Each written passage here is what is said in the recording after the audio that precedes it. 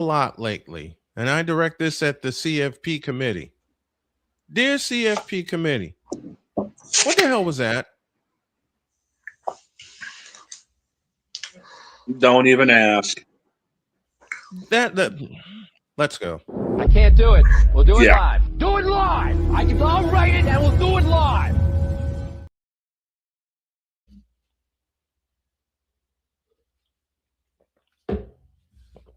There. Now let's go. I can't do it. We'll do it live. Do it live. I'll write it and we'll do it live. Mister, will you please wake up, wake up, wake up, wake up, wake up?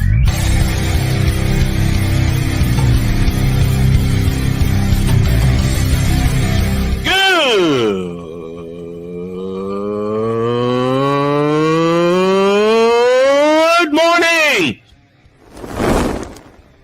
Snowman here to all you Brock Purdy and San Francisco 49er haters. Shut up! I gotta thank you, Shane. I mean, whatever happened to the games where breaking 100 points was, I don't know, unusual?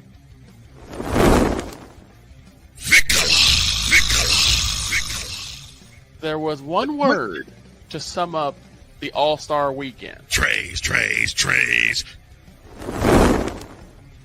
Cause we take this job so serious. Splash Brothers, yes. Ray Allen, replace him with Steve Kerr. Reggie Miller, yeah.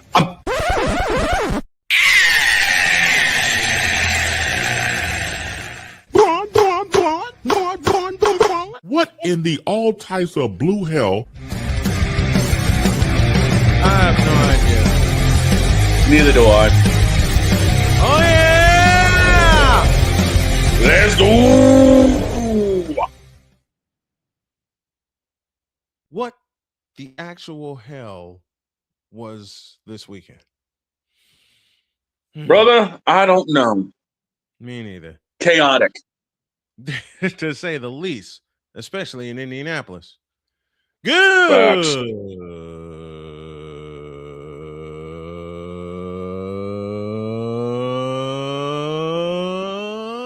morning, and welcome to the Manic I Need Coffee when Monday. God dang it. Welcome to the week. Yes, welcome to the week. Oh, God. If this is how we're going to start, hell. This is me poking fun of myself, and I am cutting that.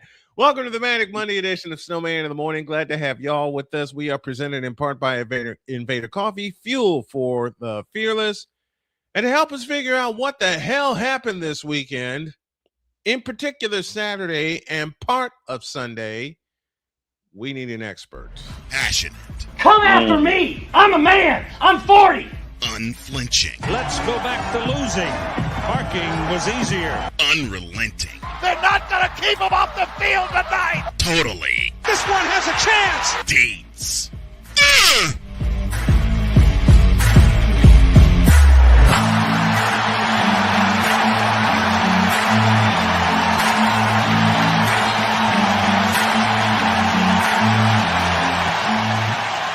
That's not just a murmur, that's a full-blown fibrillation. Salud, Deeks. Good morning. Man, I need a weekend just from the weekend. Mm-hmm. I agree. I totally agree. Holy cow. What the... I'll ask you, because you're the person that can be the closest thing to giving us a perfect answer. What the hell was that? Well, I mean, to be brutally honest, yes, please. The playoff committee, they did some good things, but they did some things that just mind-bogglingly make no sense. And then they did other things that they did things to some people that they didn't do to others. Mm-hmm. And there's no explanation to any of it. And then on top of it, you get the domino effect of the decisions that they made and then allowing teams to destroy college football even further than they even projected. So we'll get to that aspect of it at the end. But as far as the 12 who got in, I mean, you think they did that right? I think they got it as close to right as they could get. And it was good that the good thing. I mean, let's talk about some of the good things they did. Yeah, I know this is not in order, but let's start with the good things that we learned from not only the rankings, but the announcement of the 12-team field. We'll get to the 12-team field halfway through it. Let's start with the good things that we learned from the 12-team field. The good thing is they followed their own rules. Right.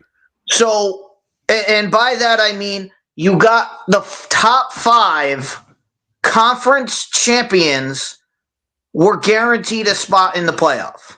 Right. And that was Indiana winning the Big Ten, Georgia winning the SEC, Texas Tech winning the Big 12, and then you had Tulane and James Madison both make it over the ACC champion for the fact that they were also conference champions and ranked higher. So they stuck to their own rules, and so we have to commend them for that. They did put those 2 teams in, and that makes it okay. That kind of puts a Band-Aid on the fact that, hey, maybe these championship games do matter a little bit. Yeah. But before we continue with what they got right, you called something, and we're going to have Jay Spivey here later, and both of you have said it about the ACC going into not only the final weeks of the season, but the championship game itself. When you open your mouth and said there is a possibility that the ACC champion will not be represented in the college football playoff, you've been saying that for the past 5 weeks. And son of a gun, if that didn't happen, considering how do you describe the ACC championship game? It was a whole lot of mess. I mean, it was a mess from the beginning. Yep. It was a mess.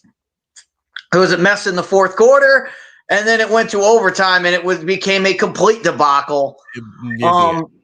But I mean,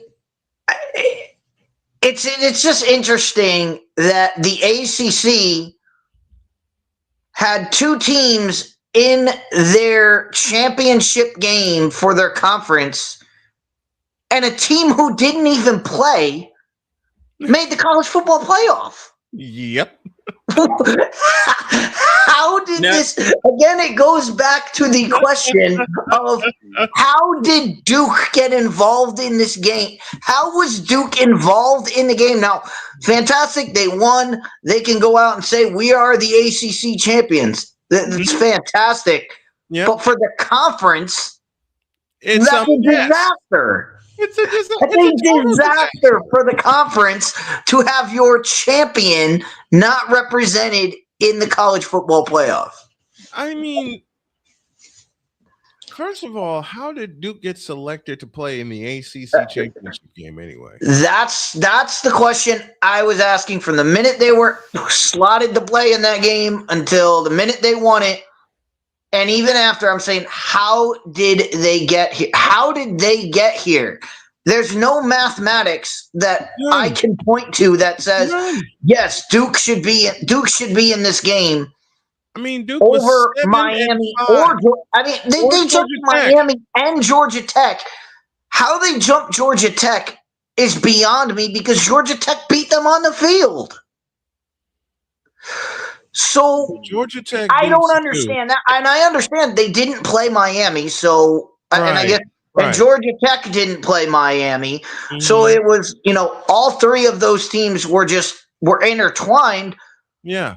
But even when you keep going down I want to know where the tiebreaker was that said, okay, Duke earned it over these other teams because Georgia Tech had they have a better overall record. Miami and Georgia Tech both had the same record. Yeah. Miami was the higher ranked team, which back in the day, we used to that used to be the deciding factor when it was a complete tie and there was nothing else. It was overall record and ranking that told you who would play in the championship game. For somehow they went with the lowest ranked of them. Yep, they did. The team that had the most losses going in, which was Duke. So I don't know. I don't know how they got to the position they got in. Now they took advantage of it. They won the championship. But again, great for the school, terrible for the conference as a whole. Dog, your thoughts on this? Because you know what? We got to bring somebody else in because there's somebody that's waiting in the wings who hasn't been with us for a couple of weeks. Maybe he has an answer to what the absolute bleep happened this weekend.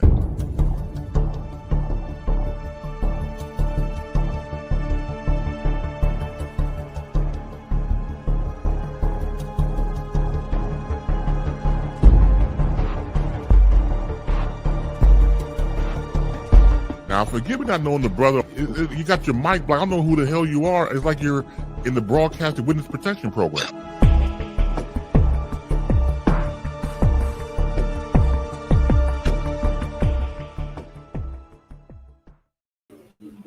Agent Zero, aka the Playmaker, representing the Los Angeles Rams, is with us this morning. Good morning, brother. How are you? What's up? Figure out old y'all in appearance. Speaking of which, Wise El Jefe is with us via LinkedIn. Victor Locke is with us. The Hawk TV with us as well. Kenneth Clark is with us as well. And Victor, he in the office today? Victor's in the office today. And this week, unfortunately. Now, that kind of sucks. I don't have to ask about the AEW sign behind you. I finally figured it out. But considering this week, bearing down the gridiron is going to try to unpack, untie, unloosen what the hell happened this weekend, I'm just gonna give Playmaking the floor. What happened? No, you can keep everybody on the screen because no. I want you up here. I'm pretty sure Deez want to jump in.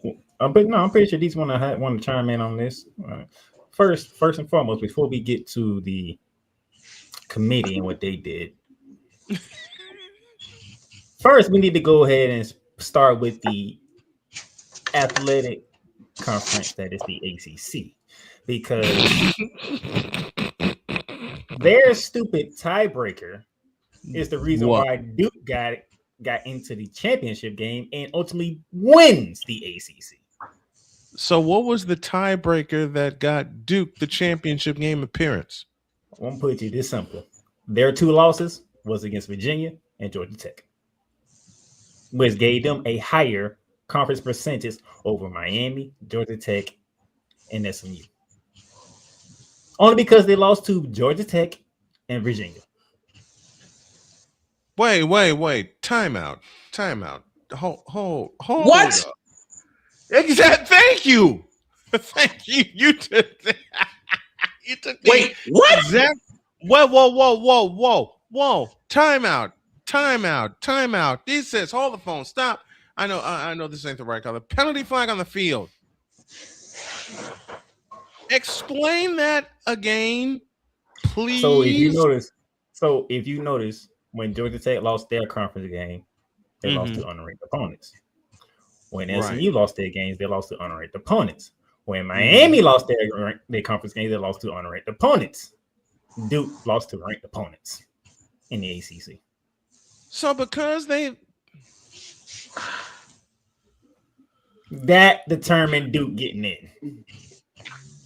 The reason why I know this because I don't know if I caught the show last week when we had Cool on here because Cool was trying to figure it out. So I went to go do my research live on the air, and it gave me a whole headache. And I was like you. I said, hold on, wait a minute. Are you sitting here and telling me just because Duke lost to 2 ranked teams in the ACC, they are in the championship game? And thank you, Virginia, for not doing your job.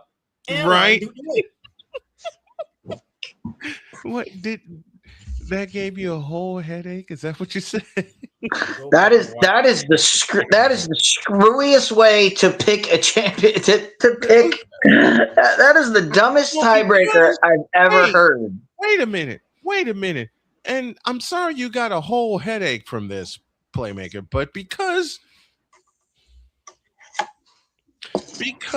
Duke lost to 2 ranked opponents and Miami, Georgia Tech, who was the other team again? SMU. Lost to unranked opponents. That's how Duke got in the championship game? Are you? That's how Duke got in the championship game. So they won all they non-ACC. They won all they non-ranked ACC champion conference games, and they lost to the only 2 ranked teams that they played in conference. They didn't win all their non-conference games because they got blasted by Illinois. No, he said all their non-ranked conference opponents. Okay. I was gonna say because I was gonna chime in and say they got blasted by Illinois on their field, but at the time Illinois was not ranked. So because when Koo talked about it, he was like, "That's the absolute doomsday for the ACC," and it came to fruition. It did. So so Duke became a conference champion, which led to other things happening early in the day with BYU getting in by Texas Tech. Well, that's where the problem starts with what they did. Is BYU is the only conference championship team that lost. Yep. That got punished. Ohio State lost. They didn't even lose a bye. Alabama lost. They didn't lose a playoff spot. BYU, if they just didn't play, if they just had not played, would have made the college football playoff over the Miami Hurricanes. But because they lost 2 games, and not just 2 games, if they had just not played Texas Tech, they lost to 1 team all year. They just happened to do it twice. But college football, they do things differently. So it's not the fact that BYU lost. They got destroyed again. Twice. Which matters to the committee. If BYU would have played better, BYU. But that's what I'm saying. But that's what I'm saying. If they had just not stepped on the field, if they had not played the game, they would have been better off not playing the game, and they would have had a better chance. That's wild. That's wild. So if BYU didn't play this conference championship, they had a better chance of getting in the playoff. They make it ahead of Miami. They make it over Miami. No question. You screwed up from the beginning because you kept Notre Dame ahead of Miami the whole entire time, knowing that Miami had already beaten Notre Dame. Yeah, Miami beat Notre Dame by a field goal. Well, that's the difference between media and people who actually watch and care about the game. That's another good thing that this committee did. Because everybody thought they were going to reward Notre Dame. Yep. And they ended up saying, no. Miami beat you head to head, so we have to put Miami in over you. Yes. And that's a good. I applaud them for that. That's a very good decision. The problem is it shouldn't have took them to the last minute to finally say, "Oh yeah, Miami beat you head to head." No, Miami should have been ahead of them the whole entire time. Oh, they should have been. I mean, it shouldn't have waited till BYU to get stumped by Texas Tech again for you to say, "Oh yeah, okay, now y'all two are close by each other, and now we can put Miami." No. Miami should have been ahead of them the whole time because you gave Notre Dame this hope, despite the fact that we lost to Miami. You gave them a shot. And then all of a sudden, I'm sorry. Yeah, BYU didn't show up in the Big 12 championship game, so that puts y'all two together, and Miami beat y'all. You should have did that from the beginning. Mm-hmm. Because that was week 1 where Miami beat Notre Dame, wasn't it? 24-21. Yeah. Yes. So I already knew the committee had a no-win situation no matter what they did. And what we're looking at is the difference. I mean, when we talk about Notre Dame, what we're talking about is it better to play tough opponents, or is it better to beat tough opponents? Because Notre Dame lost their 2 losses.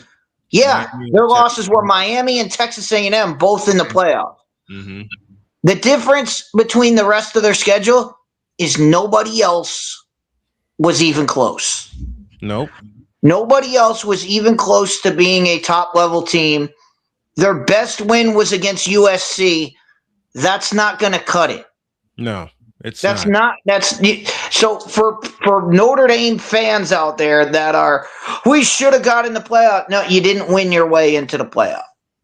Now, for those of you who feel like Alabama shouldn't be in there, you have to remember one thing that committee looked at, not just how the ACC championship went, but they did beat a certain team in Athens in the season too. Exactly. Alabama. If they want to say, if Notre Dame fans want to say we should be in and Alabama shouldn't, Alabama beat Georgia in prime time. Georgia. They beat them between the hedges. They also just didn't beat them. They gave them a good beating in between the hedges too. They did. The only loss they can, the only thing they can point to is, well, they lost to Florida State. Okay, well, they also their other losses to Oklahoma, who's better than Miami and better than and right at the same level as Texas A&M. So we're sitting here. So if you're going to cut hairs that way, Alabama still gets in over you because of that. Their loss was to Oklahoma. Yes. And if you want to say, then they lost in the championship game. No, they played a conference champion. They played in a conference championship game. They played an extra game that they didn't have to. And on top of that, Alabama's got to meet Oklahoma again. And then we have 2 Group of 5 teams in, which brings me so much joy. James Madison. Thank you, Duke, for winning the ACC. Because of you, James Madison gets in. Yep. Which has everybody scratching their head. Why do we have 2 Group of 5 teams in? Well, because the ACC screwed everything up. And they've screwed everything up. The ACC dropped the biggest turd in the punch bowl on this one. Yeah, they did. There was no way Duke should have been in the ACC championship game. No way. Congratulations that you won it. Congratulations that you won it. But you shouldn't have been in it. No way Duke should have been even close to sniffing the ACC championship game. And and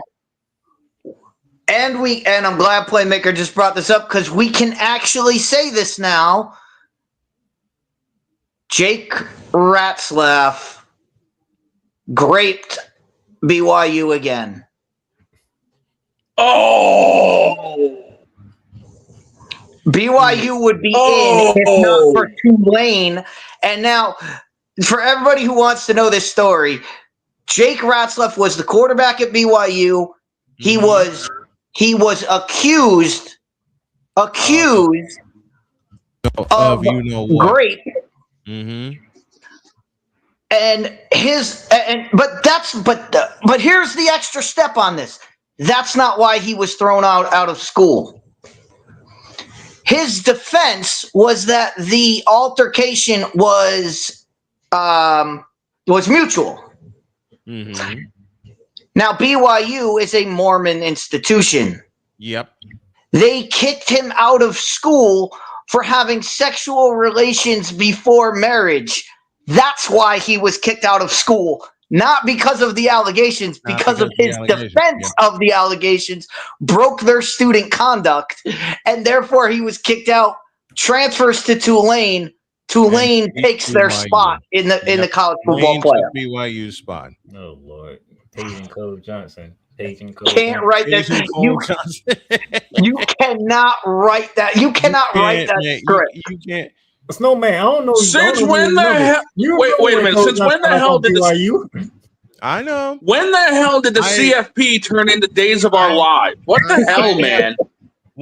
Now. Now, since this crew put it together, and Playmaker, I do indeed remember when Cole Johnson went completely back, you know what, on BYU. I'm mad I had a front row seat to that. You know something? That gives me an idea. Oh, crap. Here we go. Why do you say such things, dog? And Playmaker, you keep your mouth shut. I know you. Why do I say such things? Wait. I still have that how could I say this lightly? Sequence that Playmaker sent me where Cole went completely nuts on one James Franklin. That's almost like a moot point now. That was hilarious.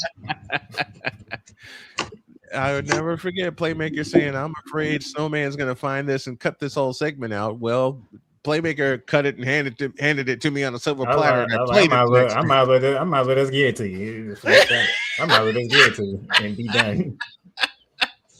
That's how that was going. Let's take a break. When y'all get back, we will introduce the 12-team field. And we ain't making predictions yet. We're not making predictions till Thursday, even though the games start on Friday. I may not predict it all. Man, they only start till the 19th.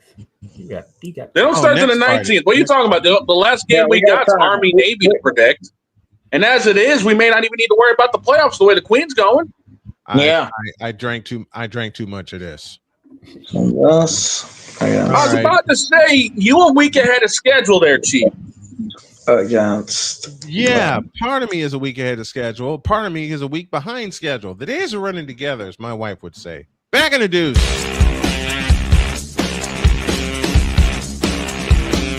This is Snowman in the Morning. Are you ready to upgrade your coffee game? Prepare for an invasion of flavor with Invader Coffee. It's the caffeinated elixir that fuels champions, the blend that pushes boundaries. Whether you're battling deadlines or exploring uncharted territories, Invader Coffee has your back. Join the invasion at invadercoffee.com and taste the difference for yourself. Use the code Snowman for 15% off your first order. Invader Coffee, veteran owned.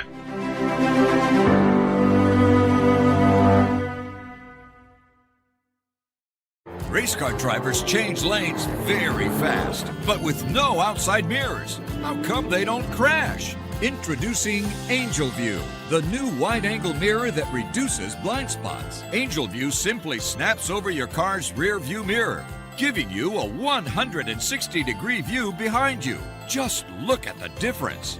Look, ordinary rear view mirrors are small and flat, but Angel View has a huge mirror with curved glass. This convex shape allows you to see both blind spots with one glance. And with our Pro Edition special coating, it's anti-glare at night. Get your Angel View now for just $19.99. But wait, Angel View may be discontinued. Due to rising costs, Angel View is stopping manufacturing effective immediately. Once the current inventory is gone, it's gone forever. Order now. Call 1-800-495-0761. That's 1-800-495-0761. Or visit getangelview.com. Order now. Join the transporter to Hades. Your butt and gut becomes one. Join the reformer of hooker whores. This is my daughter, Placenta Booty Johnson. Join the bronze claw. Whenever you are in distress, take off your baseball cap and throw it in the air. Join your very own superhero of broadcasting, Chris Bass. So whatever color crayon they get, they palm it and do two circles, and that translates to, I can beat up black people. As he takes you through the week's paces in Baseline. Live every Saturday at 8 a.m. Eastern, 7 a.m. Central, Pacific Time Zone people, just stay asleep when this is on live and just catch the recording. Oh, I'm sorry. Exclusively on the Chris Bass YouTube channel.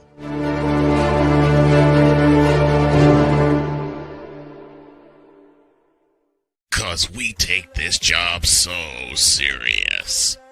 And every time I saw the word king appear in a song, in the back of my head, I heard Cole, no, sorry, not Cole, Ray say, Kang. What in the all types of blue hell? This is Snowman in the Morning.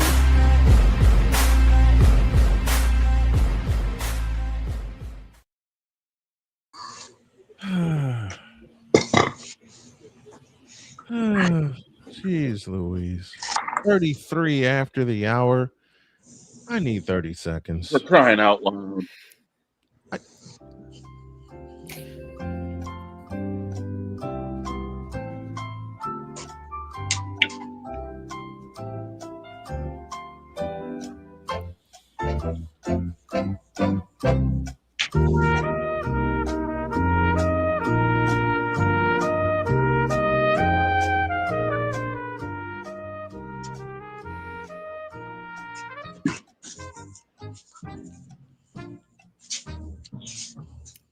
Y'all want to hear something crazy? My wife played that for me 2 nights ago before I hopped on air with Ohio State and Indiana. Okay, Playmaker, what are you watching that's got your attention? No, I'm actually preparing for shooting myself. Ah, so you're doing what we normally do, which is multitask. Yeah. 34 after the By hour. the way, congratulations to the Indiana. I mean, one of their best seasons in football program history. Man, excellent job. Thank you. You know what? I was scared. And the crazy thing, go ahead, dog. I was about to say, and the crazy thing about that is, if it wasn't for Indiana winning, we'd have a little bit of a closer way into the playoffs for a couple weeks from now. But as it is, the one sitting up above my right shoulder here pretty much has it on lockdown. Well, it's her fault. Excuse me? It's her fault. What do you mean it's my fault? I'm being playful. It's her fault. At the top of the season, she says, hey, let me make a couple of picks. I'm not good at this. Liar. Hey. I'm not good. Wait. I can't find the sound I'm looking for, but I'll go with this. I'm not good at making picks. I don't know what I'm talking about. And the rest of us should have been thinking, oh, hell no. Because she all season. No, man, the rest of us should have been thinking, that's a lie. Thank you for that. Now that she's heard this, since I lost this weekend, I'm just not going to play the rest of the year. Isn't that how it's supposed to work now? It's conceded then. If you don't make the playoff, you just stop playing. You just stop playing, right? We still have the Army/Navy game, dude. That's a jab at Notre Dame, Jen. Here's the thing with that. That's a job not only at Notre Dame, but Notre Dame, Kansas State, Iowa State. Hey, we're both eligible now. We don't want to do State. it. Wait. I gotta play this for Jen to cheer up.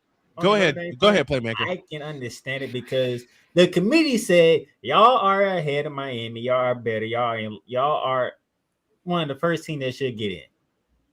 And then they don't get in. And then you don't get in. It's like, now why did you have us, ranked ahead of Miami this whole entire time? And then now you want to put a rug from under us? Deets, stand by a minute. What Notre Dame basically is saying, dear committee, you. They had the right to do that. Go. But this is akin to Florida State Yeah, 2 years ago. 2 years ago. Yeah. When they just half the team didn't show up, half the team didn't want to play in the Orange Bowl. But now we can say at least Florida State showed up to play the game. I mean, they got blown out by 60 points, but at least they put something. At least they put something on the field. These three teams are saying, "Oh, we didn't get in. We're taking our ball and going home." I always say I have no defense for them because I don't even know why they even said that. Iowa State. The only one I can make sense of is Iowa State because they don't have a coach. Yeah. And I know Matt Campbell on the Penn State. Actually, what I'm hearing is they actually did replace their coach. I just don't know with who. I'd have to take a look. I mean, their head coach that's been there the whole time, he's on the way out. So in that case, I could see, hey, you know, they don't even know who's going to be there. They don't know what's going on. Kansas State, that makes no sense to me. Notre Dame makes no sense to me. I mean, I get it. You're pissed off. Yeah, we didn't make. You know what? You're pissed off. You didn't make the bowl game. You know what the best way to do that is? Go into whatever bowl you're going to go into because you're going to go into some bowl game that's going to be on national television and put up 70, put up 100, and you get the payday for it. Right, and you get the payday for it, and just absolutely make a mockery of it and make everybody go, yeah, Notre Dame, they should have been in. They should have been in because they walloped these people. Now you say, I'm taking my ball, I'm going home. Now everybody just says, see, you shouldn't have been in. You knew you shouldn't have been in. Yeah. You were hoping to get in, and now that you didn't, you're leaving, and you. But I mean, that's all it is. But that's all you have. All you have to do is show up and play a game. I mean, for those of you who trying to see. By the way, this is coming from the Georgia Kirby Smart route because the team that dropped Florida State by 60 was the Georgia Bulldogs, who felt they should have been in that 14 playoff. Who went out the next year and did what? They won the thing. They won. By the way, before we get further into this, Iowa State introduced Jimmy Rogers as new head coach 15 minutes ago. Who the hell is that? That's a good question. The blue hell if I know. Who in the vital blue yellow-bellied hell is that? I'm finding the news right now. That might be their DC. And formerly of Washington State. Washington State. Washington State still exists? What apparently? That's an upgrade. I am not getting into Snowman's. That's crazy. I'm sorry. Boss is going to cut the absolute hell out of this one too. That's crazy. Washington. Boss is going to cut the hell out of that. Yes, I am. I'm going to cut that. I am going to cut that. But and then I'm cutting Playmaker's line. I'm not getting into it with Snowman today or something to that nature. I'm not doing it. Nope. Why not? And nope. Just no. Nope. I will. You've heard my wife entirely too much. Because she'll walk by and tease me the same way and go, just no, and walk away. Yeah, that's a case of no. Just no. Exactly. No. I already got one evil scientist I got to deal with later on today. So.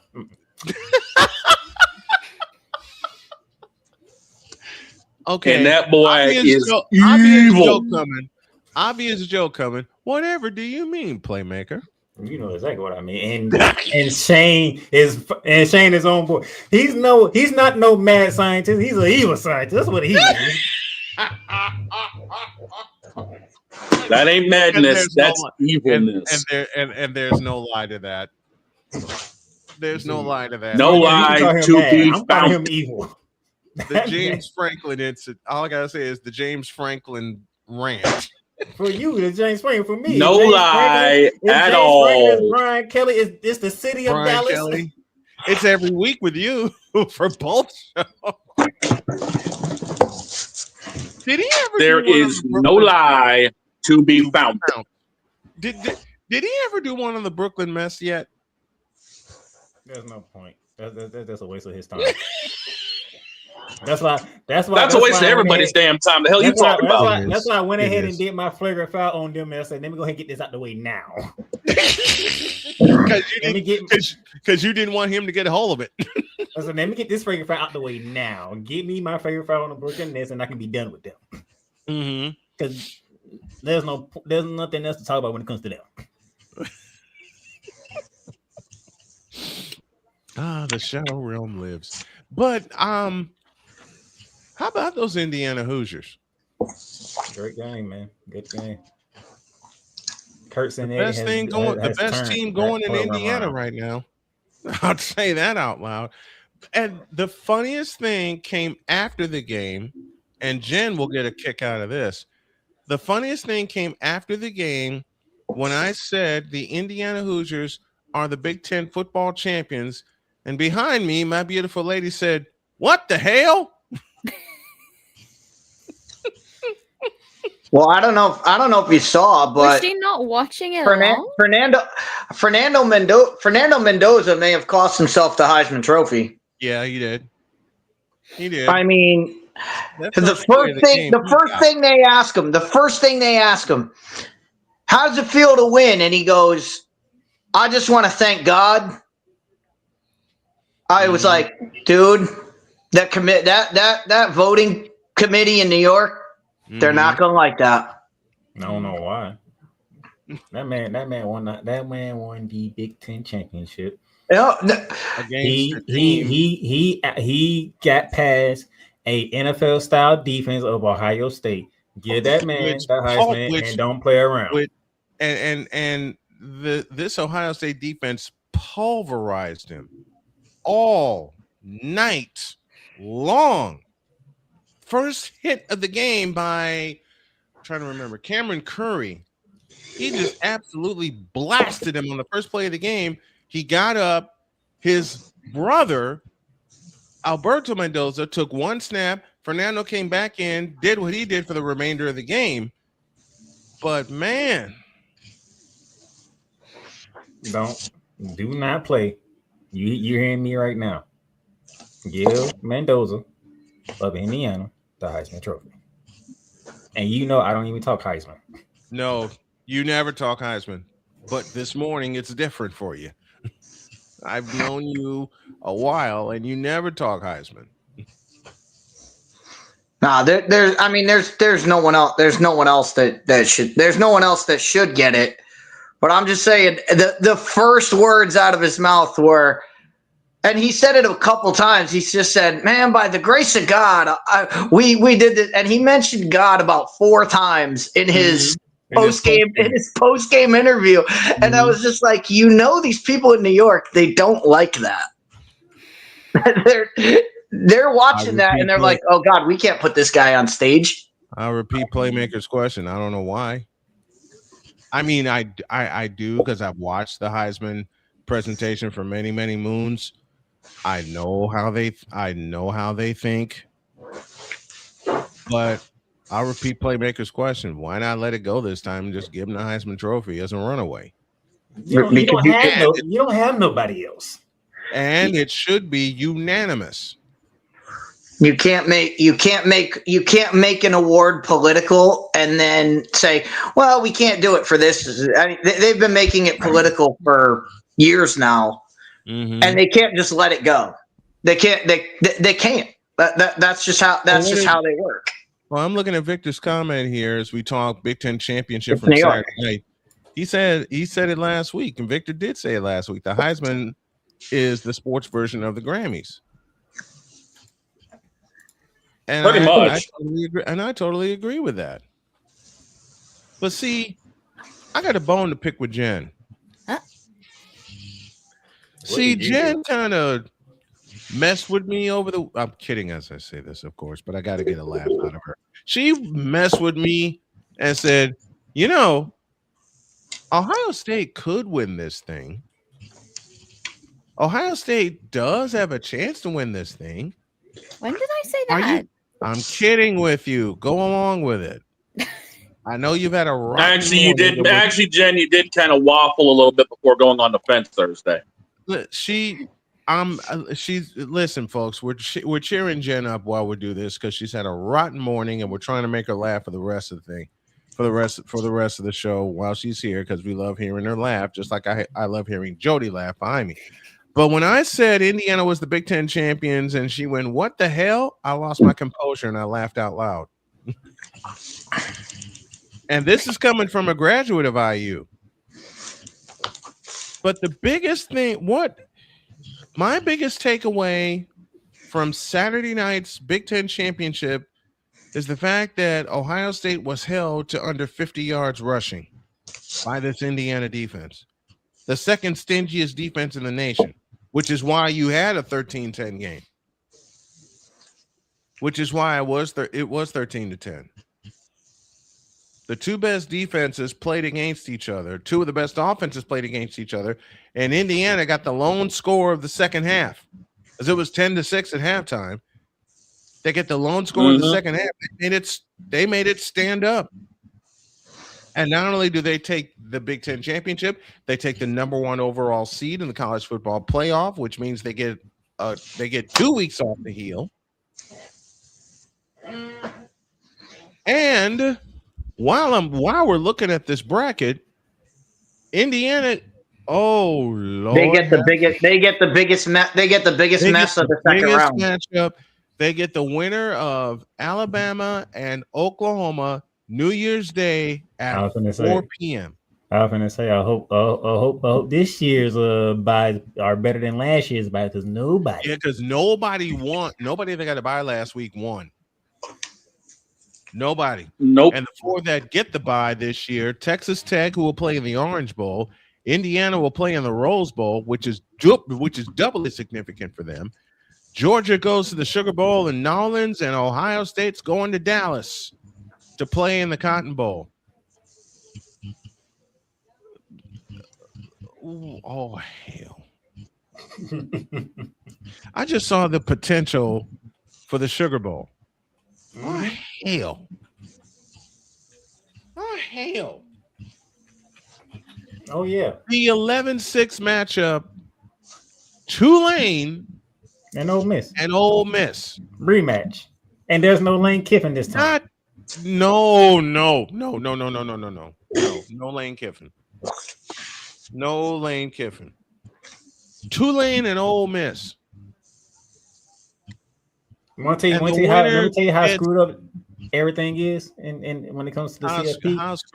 How screwed up is everything, Playmaker? Because guess what's going to happen next year?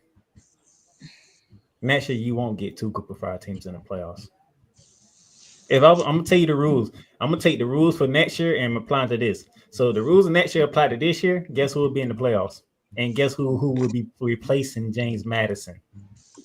Who would replace James Madison? Duke. Get the. So they're going to carve out and say that no matter what, the Power 4 champion gets it. The Power 4 champion gets in. The Power 4 champion gets in.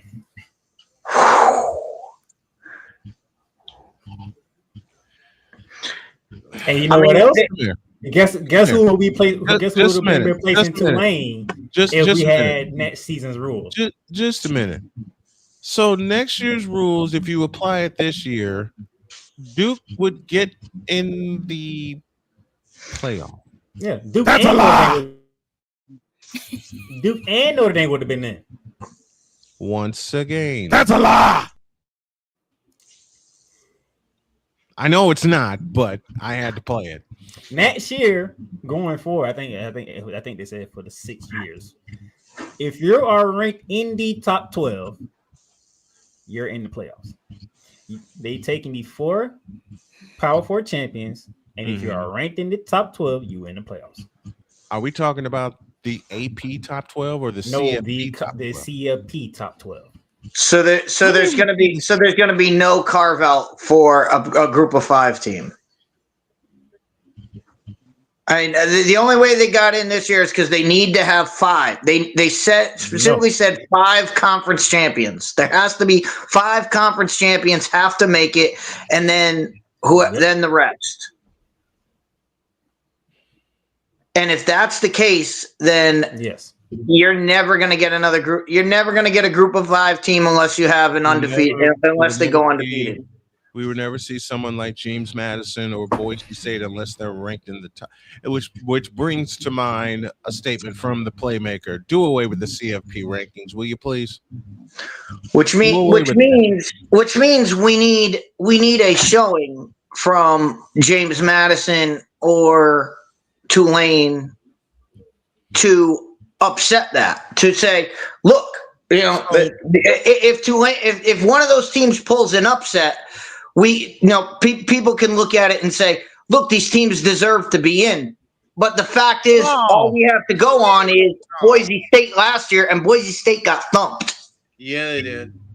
Oh, hell no. And I'm looking at the television schedule. Oh, hell no. Don't do it. It's a trap.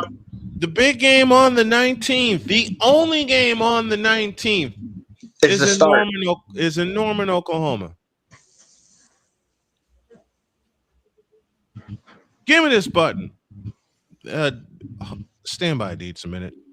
Give me this button.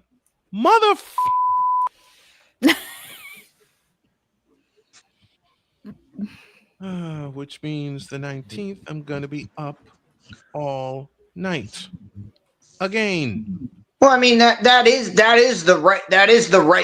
It's the right matchup. It's the right game to put solo because it is the closest one. It's the 8-9. It's the 8-9 matchup. It's 8-9. It was 7-10 last year with Indiana and Notre Dame, and it was at Notre Dame, and that was the right game to put on because it was at Notre Dame.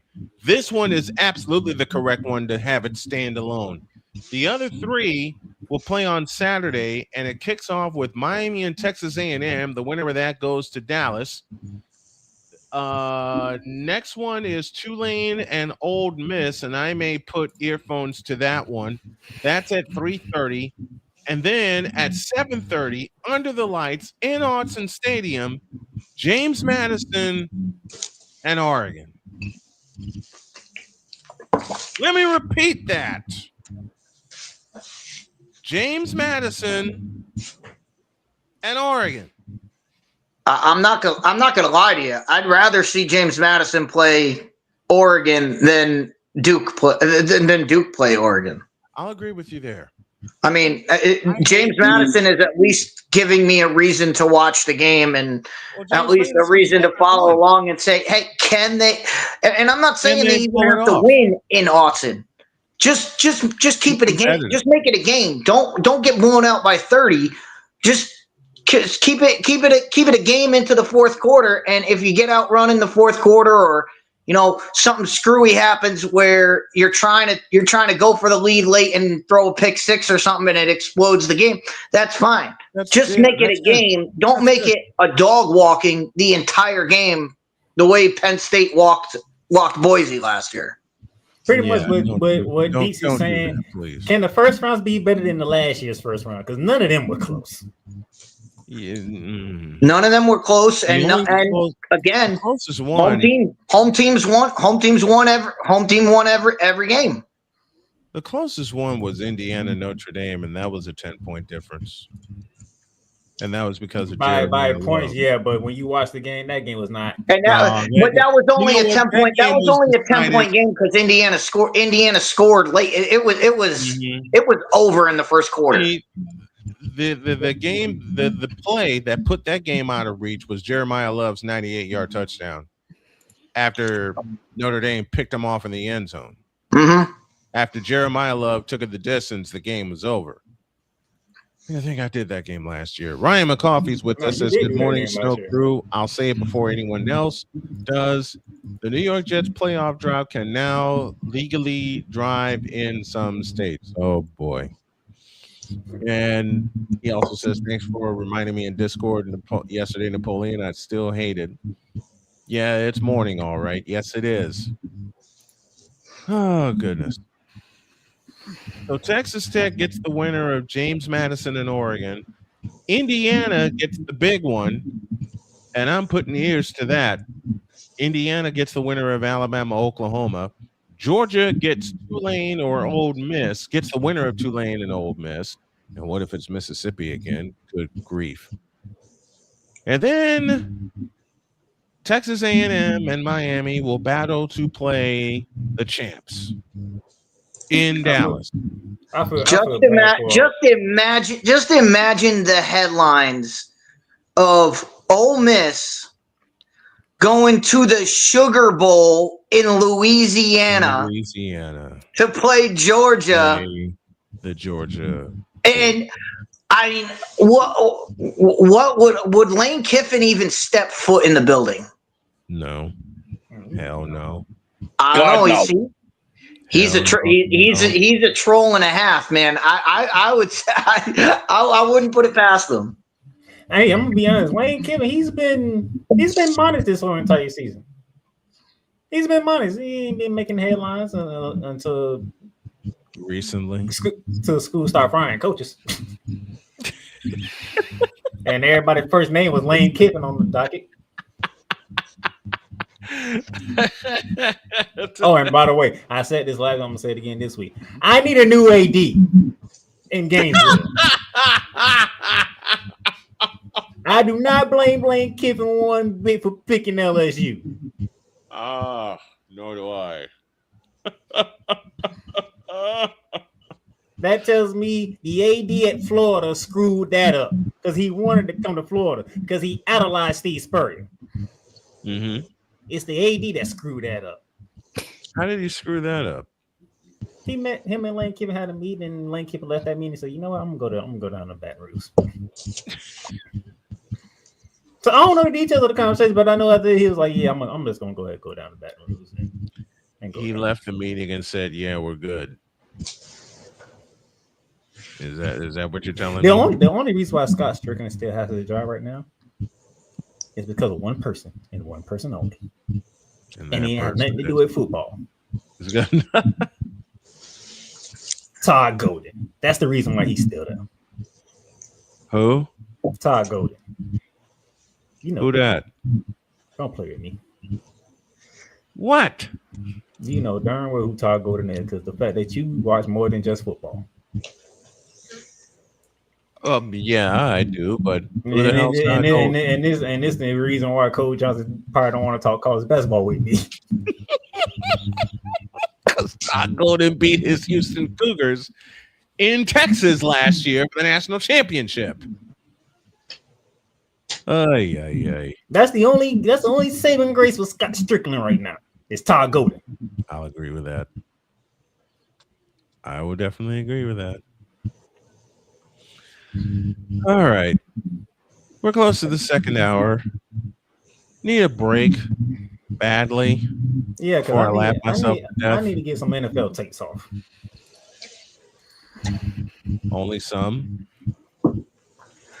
I mean, the takes that I'm probably gonna take it probably gonna take up probably most of the second hour. So I don't know how many I'll be able to fit in. Especially with the first one I'm coming out with.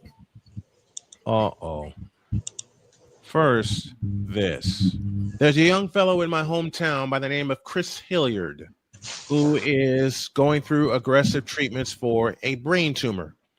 So all of our homies at Brother Rice High School on 99th and Pulaski, and I'm beginning to break because I have so many memories there. They're organizing this. It's called Climb for Chris. Chris is going through a very aggressive treatment for a brain tumor, and he was diagnosed in September 2024.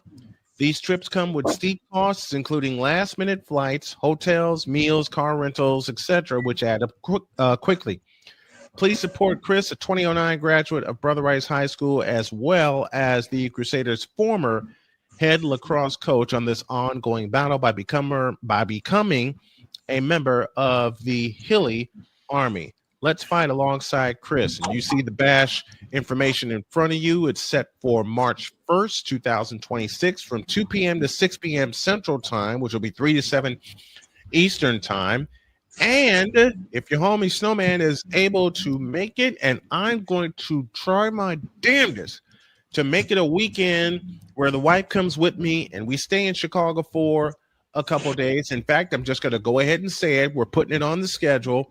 You'll see me there, and there will be live coverage of the event. I expect to get a blessing from his mom, Michelle Hilliard, to do so. It'll be March 1st, 2 to 6 p.m. Central Time at 3359 West 115th Street in Marionette Park, Illinois.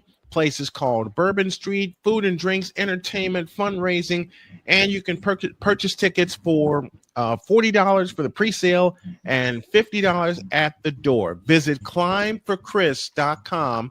And folks, do me a favor. Let's get the hashtag #ClimbForChris trending. Let's put it in the chat and let's make it trending, not only for Chris, but for his family and for the Snow Crew, because we're going to try our damnedest to do a lot of fundraising for this. Victor and I yesterday shared some memories of being at Brother Rice and working with Chris and everything.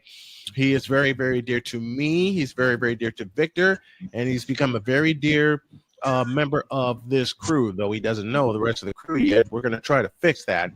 But if I get the okay, there will be a live stream from this event, March 1st, 2026. Visit climbforchris.com to purchase your tickets, $40 in advance, $50 at the door. As mentioned, you see it in front of you. There will be food and drinks, entertainment, fundraising, just all kinds of fun with some great people and for a great cause. Visit climbforchris.com for more information. Take a break. We'll be back with the second hour of Snowman in the Morning, and we continue to climb for Chris when y'all get back. This is Snowman in the Morning. Drew Willingham. In this case, yeah, you put the blame on Kyle Shanahan for apparently not preparing the team enough for the overtime rules, supposedly. Cole Johnson. Peyton was considered the winner, and he was the darling of all darlings for Gerald. With a special appearance by Tyrone Alizé McDummy. Ain't nobody calling me. Text. Delete! Join these two football enthusiasts as they give you Total Football Talk. Live every Monday at 4 p.m. Eastern, 3 p.m. Central on the Sertoba Media and the Comey Media YouTube channels.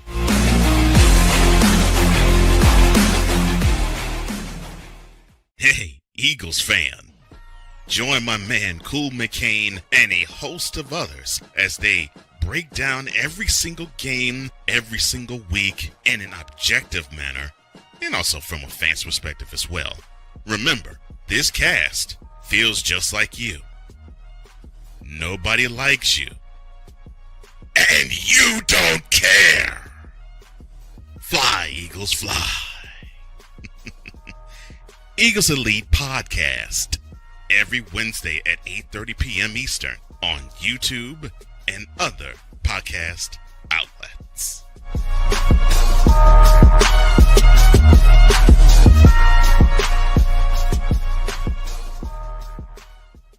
From the hills of Santa Clara to the legacy of the stick, this is where red runs deep and greatness wears gold.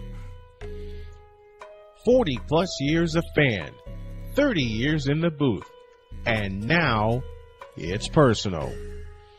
The 49ers like you've never heard them before. This is That 49ers Show on Snowman Sportsnet. Hosted by Brian Snow, each week you will get a recap of the game that just happened and the game that will happen. All the stats, facts, and figures, all the fun notes, fan chats, and everything else you could put into 30 minutes. This is That 49ers Show on Snowman Sportsnet. Wednesdays at 7 p.m. Eastern, 6 p.m. Central.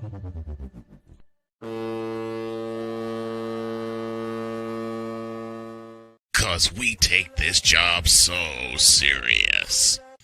What are we doing? What in the all types of blue hell? This is Snowman in the Morning.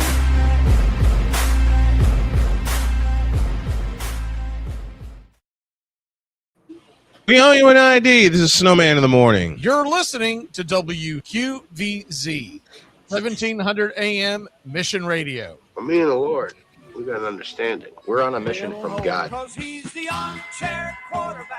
11:07 is your time, and yes, I am bracing myself because I'm going to give Playmaker the floor because it's time for the NFL hour, and I'm letting him go first. Can somebody explain to me what a catch is?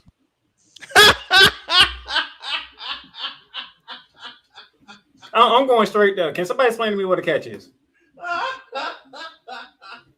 Because I could have sworn you bring it in with two. You bring it in with two hands, and you put it next to your body, and you come down. I could have sworn that Isaiah likely had a touchdown yesterday.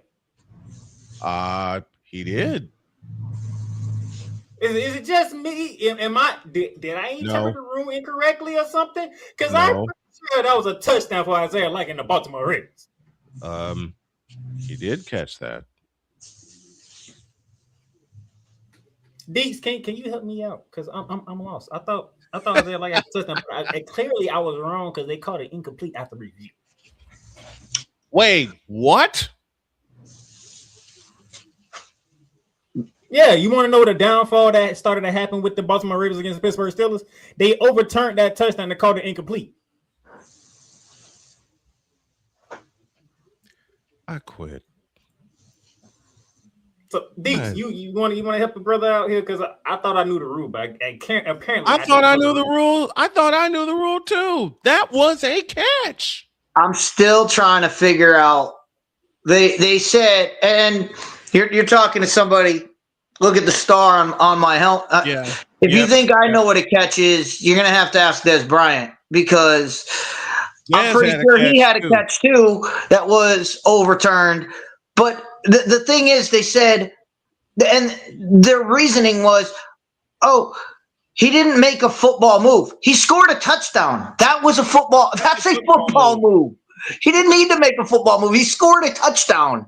And so, I mean, you're asking them. I have no idea what these people think a catch is or isn't. I mean, it's almost we used to make the comment on the hockey show when I was on another station. I used to call into the hockey show all the time, and every time there was an overturned goal, anytime we're like, oh, they're just going to flip a coin. And if it lands heads, they're going to count it. If it lands tails, they don't. Because they never give a reason. They just say nope. They just say yes or no. And that's the same thing as catch.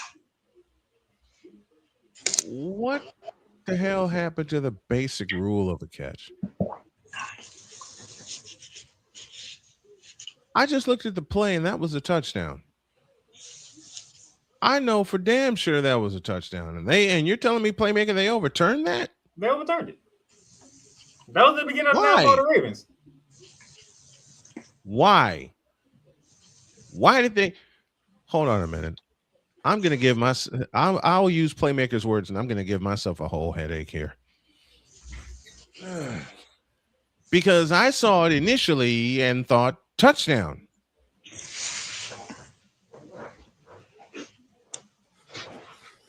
Look, I'm saying they overturned that. And it's like the Baltimore Ravens. It was like the Baltimore Ravens quit after that because they obviously couldn't do nothing else after that.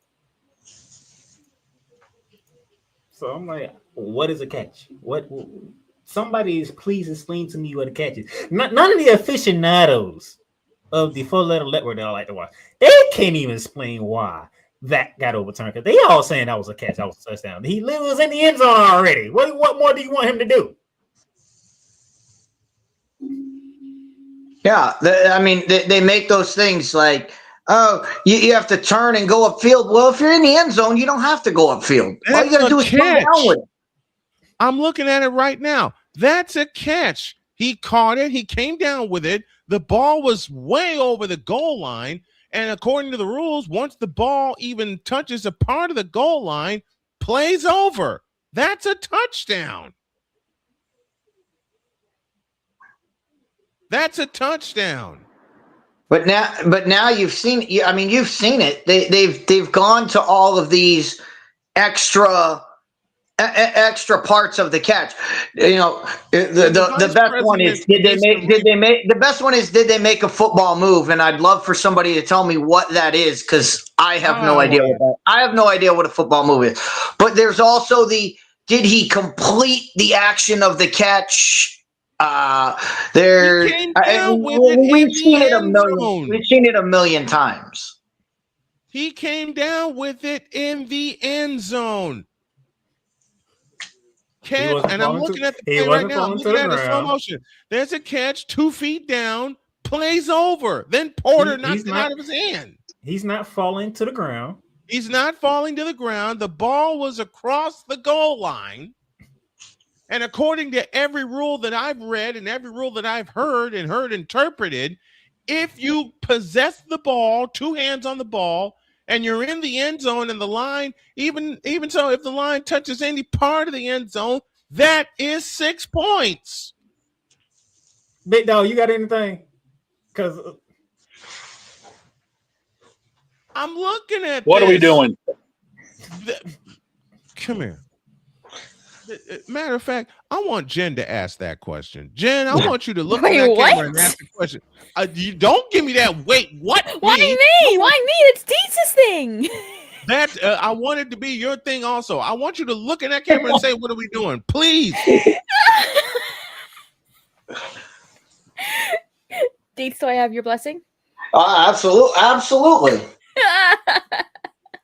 Mic on? Mic on? Yeah. Mic on. You guys want the mic? All right. What are we doing? Thank you.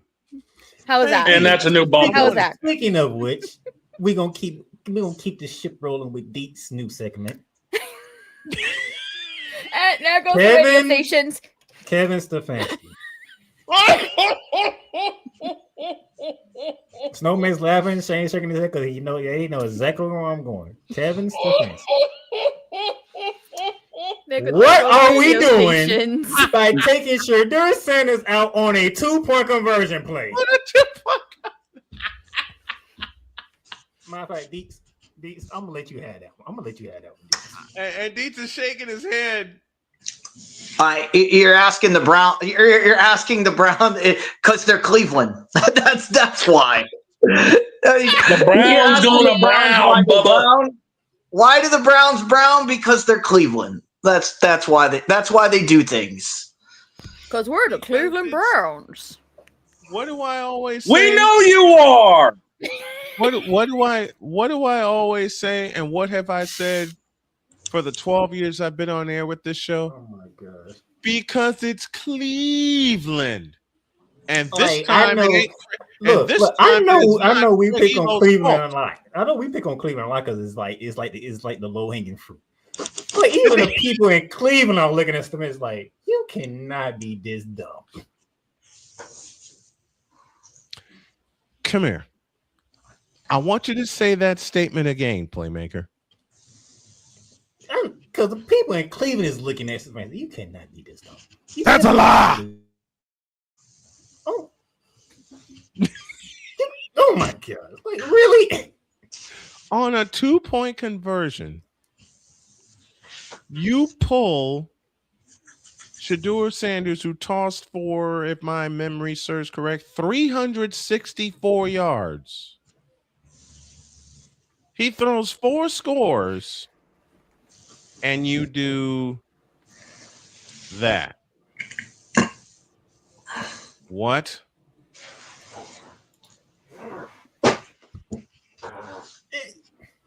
You know, maybe the conspiracy theorists were right. I mean, this guy's having the game of his life, and they're like, we're good.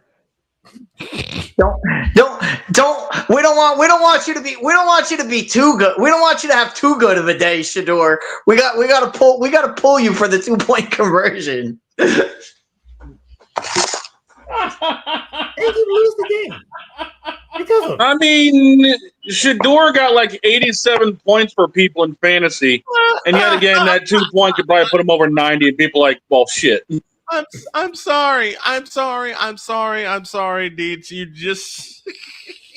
But that's the only thing you can think of. Like the guy throws for almost 400 yards, 4 touchdowns. It's the game of his life, and you're like, nah, like we're gonna do this. Like what? Hey, we're Cleveland. We don't know how to. We're Cleveland. We haven't mattered. Where the guy who was playing quarterback forgot to toss the freaking ball to the tight end on the wide receiver. Yep. Oh no! Guess who's here? He says, "Guess who's here?" Paul Johnson himself says, "The evil genius is in the chat." Yes, he is. He says Browns fan has been wanting Kevin Stefanski to be fired for the past year. How about the past 2 years? Well, at this point, the man has got to go. We got to get to the biggest question of the weekend, and this is for Snowman. Who is the quarterback now? Is it Riley Leonard? I'll answer your question. This is the biggest thing, and I didn't even. I'm talking to everybody in Indianapolis right now. Mm-hmm. I don't know who they play next week, but here's the deal. First play of the game, you've got to run 9 routes and have the guy throw it deep. Mm-hmm. I mean, everyone and their mother is going to be knowing, hey, let's just put 9 guys in the box and stop Jonathan Taylor, and this guy can't beat him. You know what? It's over. I hate to say this, because they got to go to Seattle. Oh yeah, y'all schedules. They got to go to Seattle. They got to go to Seattle in week 15. Seattle, San Fran, and the second meeting between the Jazz and the Titans and the Texans. That's cool. I do have one thing to ask though. Yes. Okay, so with it being like Army/Navy game this week, is it then straight to the playoffs next week, or is there a little break? The 19th. I think there's a week off. There's a week off. Okay. They're gonna lose out the season. The only thing I know is if I can at least keep at least 12 after this weekend. Yeah, you should be good. However, Dan, I will let you know, this is a rivalry game. There are no fences on this. Yeah, I've been made aware by John. And this is again to protect you, because Army Navy, there are no fences. No. And I do have, and by the way, Deets, I do have the ultimate chess move coming into play on Thursday. That's awesome. Scary. That I have also been made aware of. Awesome, but I'm just saying, if anybody were going to take the fence, I would, because my grandfather was a naval officer and my other grandfather was an army officer. The fence, neither are you. And they used to go at each other every single game. It was awesome. I got the same situation. I had an uncle that served in the Navy, and my dad and my granddad served in the Army. So if anybody else were to take the fence, it would be me. But in the rule, we're not going to take. Let's get back to the NFL. But here's the thing about that, Snowman, is and God bless their souls, my grandfathers, if they were sitting right here with me, and you asked me Army, Navy, and I said, you know what, I'm on the fence, they would both hit me. That's the difference. They would both hit me and be like, get out of here. Fair. I mean, my uncle and my dad would do the same thing, and it would come on either side of my face. In fact, go ahead. Miss Dr. K's Indianapolis Colts. You know what, Playmaker? Before you go, injury aside, what is up with y'all in Jacksonville for some reason that y'all just I do not have any idea. This is what 10 straight, 13 12 straight, 12 in a row. When the coach come to Duval, it don't matter who's that quarterback, who's that running back, who's that coach. It could be a person that Jacksonville gets off the street and brings him in and teaches him 2 plays. They use those 2 plays to the hilt against the Colts. And now, given the fact that week 15 is a dual cast for me, week 16, my wife and I are going to be up late. Good gracious.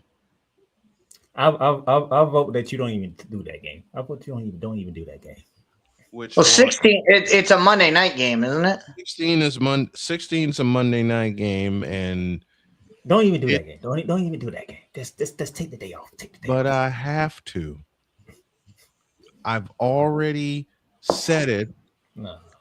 And she has hinted back at me at appearing with me. That's not. I'm not doing that's not that one. I will game. say this. Except that one, I ain't doing another Colts game. That's not going to be a fun game. Is that the final Monday night game of the year? Nope. The final Monday night game is week 17 when the Rams travel down to the ATL. Okay. God. See, old NFC West rivals, Rams and Falcons, and the Rams are gonna blow Mercedes-Benz Stadium to shreds. They better. It's Kirk Cousins. 2 Chainz Cousins.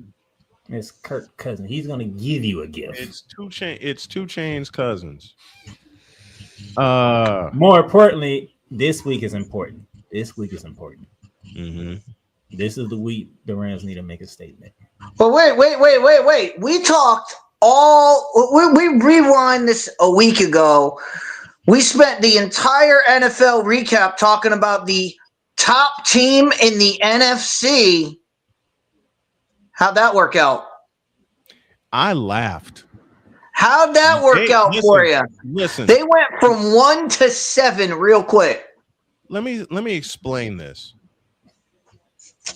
When I did my pregame show yesterday with Trey Larkins and Victor Locke joined me, I saved that particular game for last to preview because anyone who knows me, knows of me, or knows any part of my history, even being from Chicago, I hate the Chicago Bears.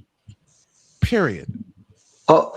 Because I got so after 1985 and that Super Bowl championship, and everybody was talking dynasty when the Exodus was beginning.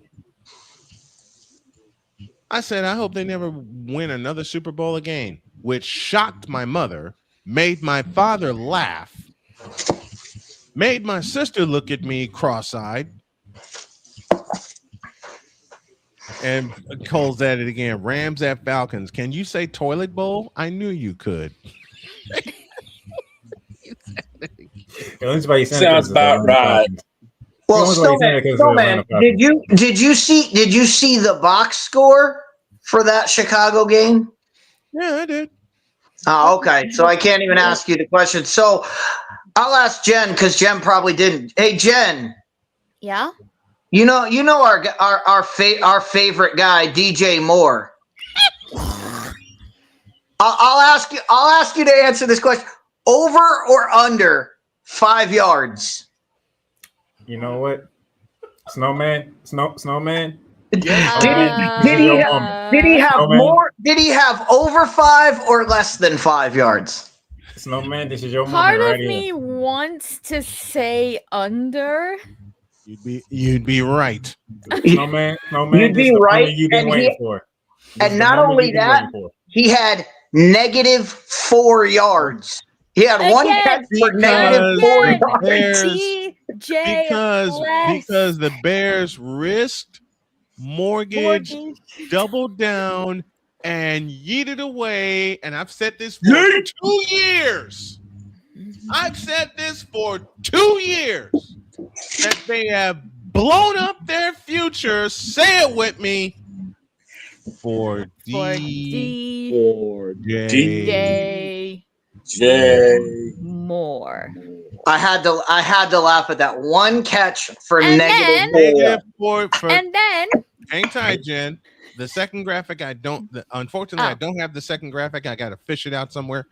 But everybody in Chicago was telling me that DJ Moore was going to have a fantastic game on Sunday. I said, no, they're not. And they all went pale sheet white and said, how can you say that? I said, because it's DJ Moore. Y'all think DJ Moore is Willie Gault. And he ain't even Brian Bashnagel. And their star that we're talking about, Caleb Williams, 19 of 35 for a buck 80. 35 passes. 35 passes. If you could count the steps he took backwards, if you could count the steps he took backwards. No. We ain't gonna go at Caleb Williams. I am. No, we're not gonna go. I bet you anything. Caleb Williams cut the Bears in the game. Caleb Williams. The problem is DJ Moore. You were supposed to be a number one option. You didn't have Roma Doomsday like yesterday, and your butt couldn't even get 10 freaking yards. I'm sorry. What did you say about DJ Moore? He's supposed to be what? He's supposed to be the number one. That's a lie. That's a lie. So yes, when Snowman says DJ Moore is robbing the Bears, it's completely true. I've said that for 2 years.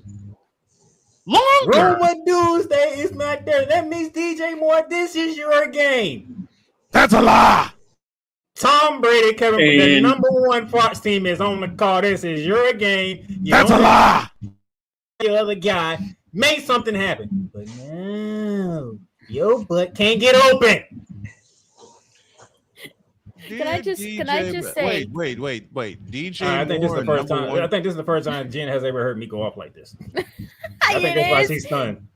It isn't as funny, but can I just say, I bet even with my bad back, I bet even I could do more yards than DJ less. You can at least get positive yardage. All you have to do is get positive yardage. Listen, everybody on this cotton picking panel could have more positive yards than even I could do it with my bad back, and I'm the woman who's only known for studying Marvel Rivals. Come on.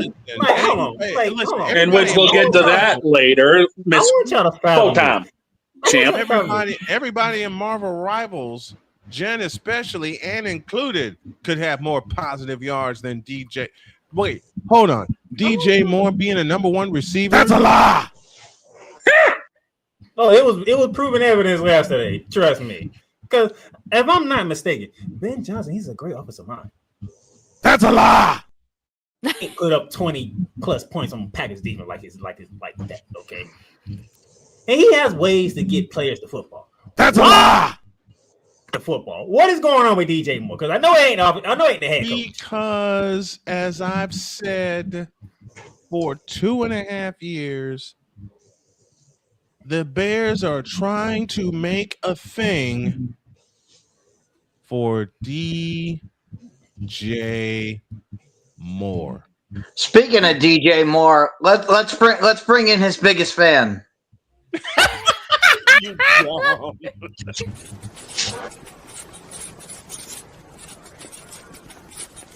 wow.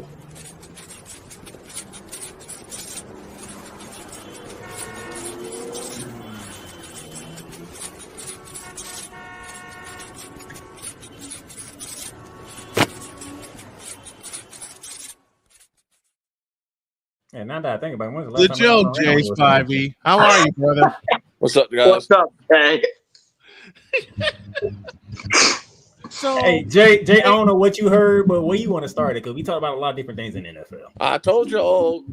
I told you, Snowman, however many years ago it was now, that DJ Moore was not a number one receiver, despite what one person we know told us numerous times. Thank you. Jay was the first to say DJ Moore was not a number one receiver, and this was when he was in Carolina, when he took his helmet off in Atlanta. And the next day, Jay came on and said, DJ Moore's not a number one receiver. I got chastised by this person, and I know. And I know the person who chastised you. And you know what I did? I gave it back to him, and I chastised him. You can't tell me DJ Moore is a number one receiver.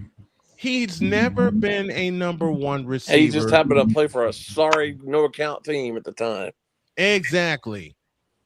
DJ Moore, listen, Damian, DJ Moore sucks as a receiver and as a player. One catch for -4 yards. With how many targets he had? He's a really good complimentary. How many targets he had? Player. He's a number 2. Hang on. I think it was somewhere around 5 or 6. I'll find out. He had 6 targets yesterday. 6 targets. 6 targets. And how many passes? How many passing yards Caleb Williams had? 185. 185. So he could have about as many as Matt LaFleur. So he could have got close to 300 yards if DJ Moore actually did. What did you say, Jay? He had about as many pass attempts as when Matt LaFleur barely shook the hand of Ben Johnson after the game was over. Yeah, barely being the operative word. Listen, the Bears need to jettison DJ Moore. They can't because they're tied into him the same way the Cleveland Clowns are tied into Deshaun Watson, and we'll get into that in a minute. But when I saw that the Bears signed DJ Moore, Jay Spivey and I shared the same opinion. Big mistake. Well, not only did they trade for him, they signed him to a long-term deal and gave him a lot of money. Why? They backed up the Brinks truck for DJ Moore. What's that tell you? Why? Matter of fact, by the way, real quick, boss, really quick, yes. I got it correct. DJ only had 3 targets. Well, there you go. There you go. Matter of fact, let me hold on a minute. Let me go back and have Jay's opinion on this, because Jay earlier in the hour we trying to figure out what is a catch, because we could have sworn Isaiah Likely scored a touchdown. Listen, I know technically that's the NFL rule, but you can't tell me or anybody else who was watching that game that was not a catch. That was a catch. But technically, by the NFL rules, that is not a catch. But it makes no sense. None. No sense at all. We're trying to figure out what is a catch, because we obviously don't know what a catch is anymore. It makes no sense. That was a catch. That what Isaiah Likely had a touchdown, and they stupidly took it away from him. They stupidly overruled it. That was a catch. So Snowman can't think of a reason. Deets can't think of a reason. Nope. And now Jay Spivey can't even think of a reason. None of us can think. Jen can't think of a reason, and Jen supposedly doesn't watch football, which I can very jokingly say Jen doesn't watch football. That's a lie. That's a lie. If I lived in New York, then maybe I would be able to. Jen, I'm kidding. We're kidding around with you. We're kidding around with you. But that was a catch by Isaiah Likely. And now let's get to the fun part, because Jay, no. Why is Kevin Stefanski so stupid? Who's the coach? I mean, seriously, that tells you anything you know. There you go, playmaker. I'm like, why did you take Shedeur out for the 2-point conversion? What was that play? I mean, what in the world was that stupid play? I have no idea what that play was. None. I have no idea. What was that? I have no idea what that play was. What, boss? What is that sound clip you got kicking around? What was that? What the was that? What's that? Exactly. I can't play it in full, but y'all get the idea. Jay, why is Kevin Stefanski A, still a coach, and B, still a thing in Cleveland? Wait, I just answered my own question. Well, seriously, I don't mean this harshly, but I mean, as far as the organization, I will. Why don't they just implode this team and just start from scratch? You have 8,000 quarterbacks, yet you have nobody. You're paying a guy who, I don't care what the legal system says, there is way too much smoke for there not to be some fire with Deshaun Watson. Mm-hmm. And that to me is just disgusting. Whether he did or didn't do it, it's just the whole thing just makes you sick. Agreed. And then you got that yesterday was a joke. Mm-hmm. For some reason they're fighting over a new stadium when they that stadium's not even that old, and they're going to move the team out of the city and into the suburbs apparently. Berea, Ohio. Yep. Yeah. I mean, come on. The ownership is a joke. The team's a joke. The fans are a joke. I'm not saying Shedeur Sanders is the best quarterback in the draft, but that man played his best game so far, and in the most important moment of the game, you took him out. They took him out. What was that? Kevin Stefanski. Here, give me this. You know what needs to be told to Kevin Stefanski? 2 little words. You're fired. All these coaches who think they're geniuses are not. Nope. Now, and you go up to Minneapolis. For some reason, they got rid of Sam Darnold, and look how they are right now. Oh Lord. Oh, I'm good. Matter of fact, I'm glad Jay just reminded me. I need to go on another rant. Oh no. Here it comes. Dan Quinn. What in the vital blue belly was you thinking about putting Jaden Daniels back on the field? Jaden Daniels should have never played again after he got hurt. Not this season. Jaden Daniels. And you see what happened yesterday. He's hurt again. And it's gone. almost definitely done now. And he's gone. They RG3'd him. There was no reason to bring him back when they have no chance of making the playoffs. They were 3-8. I believe they were 3-8 coming into yesterday. And you risked Jaden Daniels for what? They were 3-9 yesterday, weren't they? Before the game.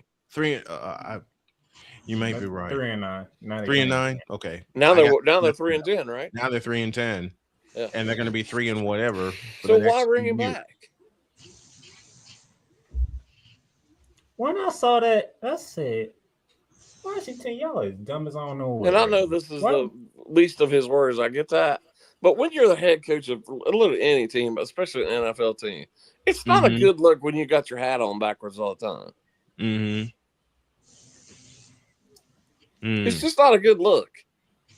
Kevin Cole Johnson with this in the chat. Kevin Stefanski think he's smarter than everybody in the room and outsmarts himself, showing how stupid he is, which is true. There are too many of those coaches in the NFL right now. Browns.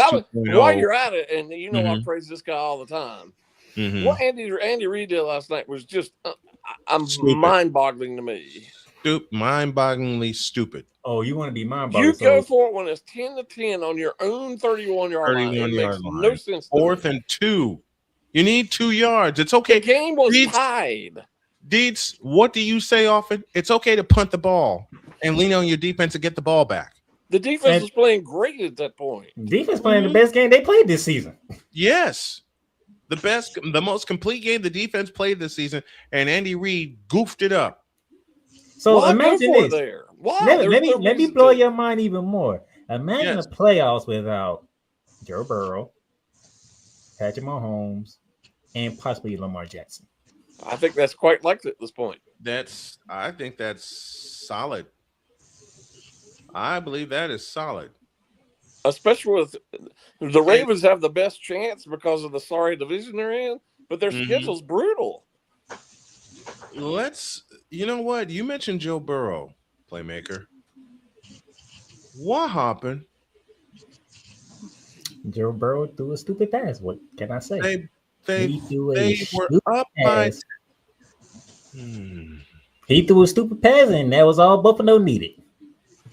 And Buffalo raced all the way back to win the game. And ended Cincinnati. Cincinnati's done. Yeah, they're toast. Cincinnati is done. Patrick Mahomes and the Chiefs are hanging by a thread. Very and small that thread. schedule is not easy for them too. They still got to see the Chargers and the Broncos again. And that thread is getting shorter and shorter and shorter.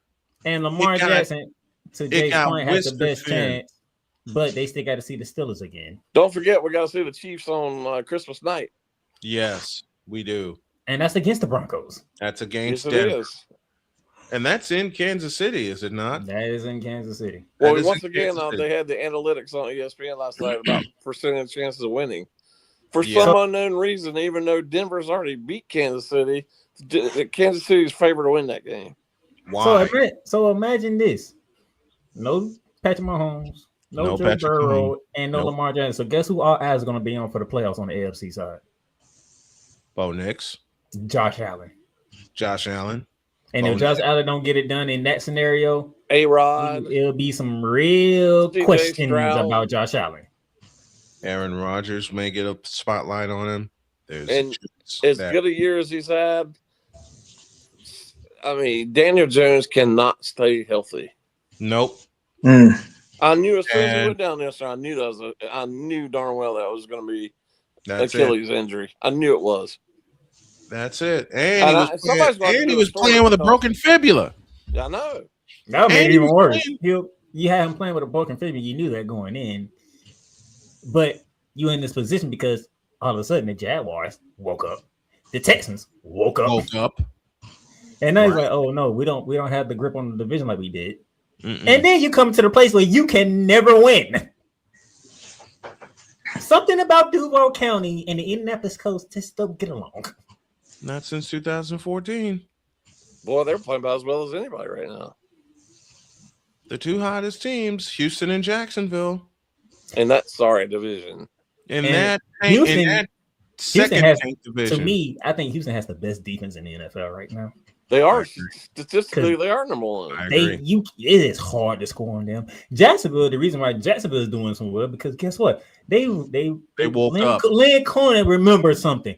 Oh, I do have a running back that can run the football. Travis Etienne. Well, they actually went out to trade deadline and made themselves better. And them getting Jacoby Myers, that was a big move. That was a brilliant move. 10-10 in the fourth quarter. The Chiefs did not do that, and the Bills didn't do that. The Bills didn't make themselves better either. No, the Bills didn't get themselves a number one receiver either. The Bills and the Chiefs both need a number one receiver, and neither one of them went out to get a number 3. Cole Johnson says, and I think quarter. yesterday getting the Steelers getting Adam Thielen off the waiver wire, I mean, that was a big deal. That's one of the reasons they won yesterday. Texans Chiefs game. The Chiefs were winning the field position battle until that boneheaded decision. 4th and you know the crazy thing is, the crazy thing is about that. Even though it was a boneheaded decision, Rasheed Rice catch the freaking football because he had a first down and then some. He hit you right in the chest. He had it right in the chest. That should have been a first down. With the way things are right now, and everybody goes for it on any down and distance. Yeah, no one. I'm surprised he might even question him on it last night. Deets 101, football 101. Punt the football. It's a There's tie game. There's nothing wrong with it, but from what the play happened, Rasheed Rice catch the darn ball. It's a tie game. It's 10-10. It's a tie game. Punt the football. Well, let's not just that play. The rest of that quarter and really for the game, Patrick Mahomes, Kansas City Travis never saw Kelce stunk up the field last night. Man, Travis Kelce, let's go ahead and retire after the season. Let's go ahead and retire after the season and What was live a happy 11 life with straight Taylor passes Swift. Mahomes threw that were incomplete? Yep. Now really incomplete. If Travis Kelce catches the freaking football, he doesn't have an interception on his stats. I understand that, and you're right, but still, a lot of those incompletions were his fault. Mm-hmm. And Travis Kelce did drop the ball. He literally and figuratively dropped the ball. And gift wrapped it right to the Texans. And that gift wrapped a 10 with his girl in the house last night. Oh, they didn't even show her at all yesterday. Oh, they showed her out there last night. Oh, they did. Yeah, they didn't show her too much because I was like, they really ain't showing Taylor Swift, huh? She was sitting right next to his mom. Travis was too busy with wedding planning. I agree with that. Let's go ahead and retire and live happy life with Taylor Swift because Big Dog says the AFC goes through New England. No, it doesn't. Goes through Mile High Stadium as of today. Goes through Mile High Stadium. We still got some weeks to figure that out. But either way, I know. As I said, today. If you going to Gillette Stadium, which is not fun to play at, or you going to Mile High City, which is not fun to play. Which is not fun to play. Exactly. Either way, you got two places that you don't want to go to. But who in January? And all that being true, who would have ever guessed that at the beginning of the season? No, that either one of those cities had a chance of being number one. I did not have New England on my bingo card. I'll tell you that. I did have Denver as a playoff team. I had Denver as a playoff team, but not a top two. Not a potential number one seed. No, I did not have that. I was 4th and 4 from the Chiefs 41. And with it was a 31. It was a 31. Was it 31? It was 31. A 31. Okay. 31. All I know is Rasheed Wright need to catch that pass. That's a first down. Right in the chest. Patrick Mahomes put it in the only place he can put it at. And you just dropped it. Well, tonight. And Patrick Mahomes on the ground is like, I can't catch a break. I can't catch a break, can I? And it was like 6.5 minutes to go when the game is tied.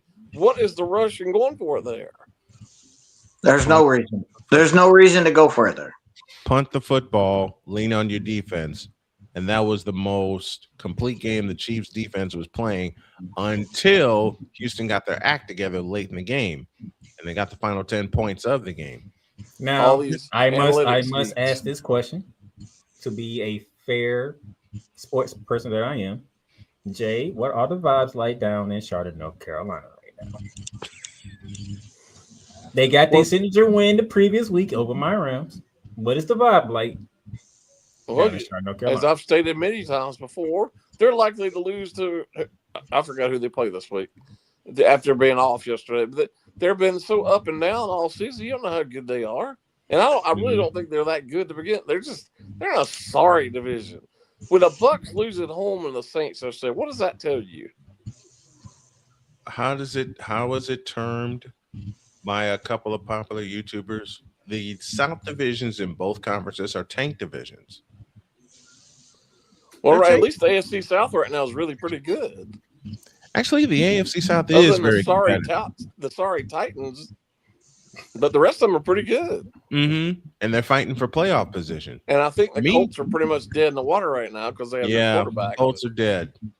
The Colts are dead unless Riley Leonard becomes Riley Leonard of Notre Dame, and I don't think that's exactly. Who was he the quarterback of in college? Notre Dame. Well, and then before that, he was at Duke. No, he was at Duke. Riley Leonard was Duke. Oh boy! I had to ask because let's cheer that Notre Dame is not in the playoffs. The committee screwed all the way up from weeks ago. Hey, guess what? We believe Notre Dame's better than BYU. We believe BYU's better than Miami, but Miami beat Notre Dame. So guess what? Despite all that, we still gonna have Notre Dame ahead of Miami. And the ACC sucks. Yes. I think this is where we can close. I'm gonna let this one slip out, Snowman. Forgive me for this. The ACC is a bunch of dumbasses. Well, I'll ask Jay. What cheer was louder? Duke winning the ACC championship in football, or Duke beating Michigan State yesterday or Saturday? I think it's a big deal for Duke to win. They just happen to be in a terrible conference.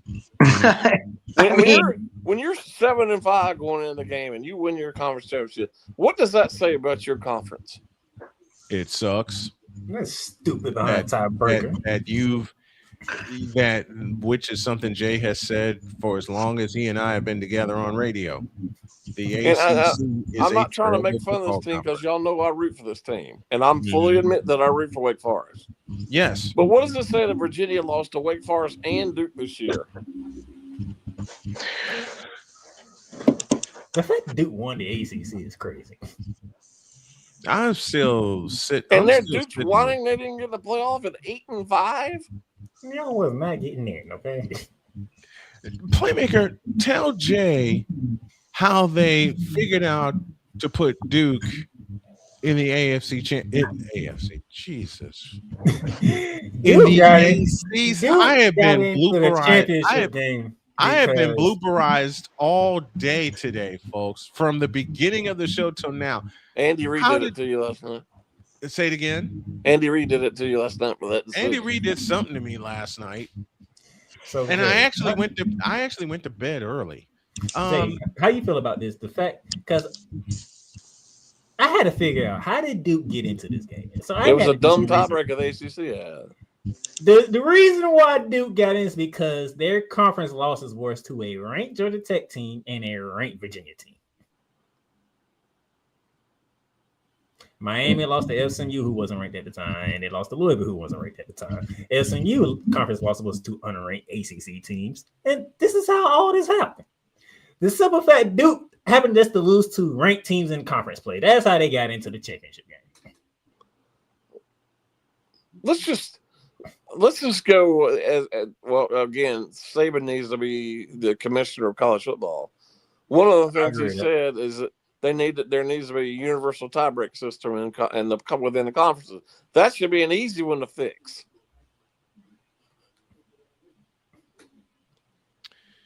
And of course, I heard I should have known this, but I didn't know this till last night. They've already changed the rule earlier this season, apparently that I didn't know about, where had the rules for next season been adopted, Notre Dame would have gotten in. And Duke would have got in. Yeah. And how dumb is that? We know why. We know why. I mean, why did they change the rule this year? Because why did they make it so that conference champion, you don't have to win a conference championship to get a bye? They changed that because Boise State got a bye, and they ain't having that no more. Now this year, they get 2 group of 5 teams in, so they looked at it and said, we ain't having that no more. Right. They are, every rule that they've made is to keep the group of 5 in the group of 5. I don't care what people say. That's the reason. That's the main reason, in my opinion, Miami got in ahead of Notre Dame is because the ACC did not have a team in at the time. And it would look bad to have one of the Power 4 conferences not in it. I really believe that. Let me play this for Cole, and then we're getting out of here. Cole Johnson, thank you for listening in, number 1. And number 2, to play one of your favorite sounds, edited, of course. Now that's bull. Y'all know the rest of it. Jay Spivey joining us as he does every Monday to break down all things that happen in sports. Jay, thank you very much, my friend. Love you. We appreciate you. We'll see you next Monday. All right, guys.